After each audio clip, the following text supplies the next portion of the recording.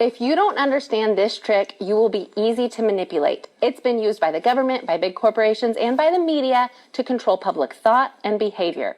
This is how people use numbers that are technically true to make things sound way scarier or way safer than they actually are. Here's the trick. Absolute risk is the real chance of something happening. Think about a jar with 10,000 marbles in it and only one of them is red.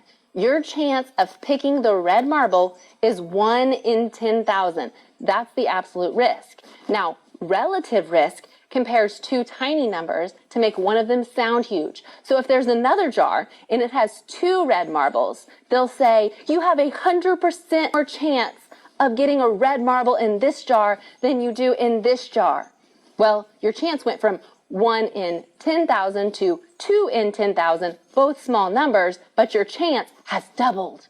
Relative risk is the favorite tool of fearmongers because it makes a tiny number sound huge. Absolute risk shows the real world odds. Now watch how this plays out. You've seen the headline, you're 840 times more likely to get sick from raw milk than from pasteurized milk.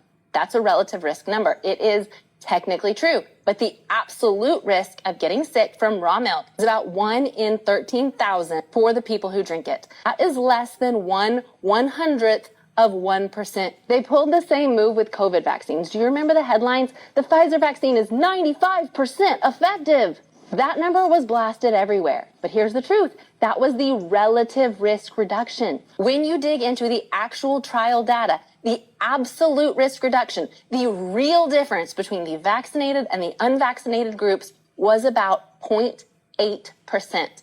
Less than 1%. They could have said this shot lowers your actual risk by less than 1%, but they didn't. They went with the bigger, scarier sounding number, 95%. And people made life-changing decisions based on that framing. It wasn't technically a lie, but it was incredibly misleading. And that should make you angry because it shows how much public opinion can be manipulated by the way statistics are presented. So whether it's food safety or medicine, statistics can be technically true, but still used to trick you.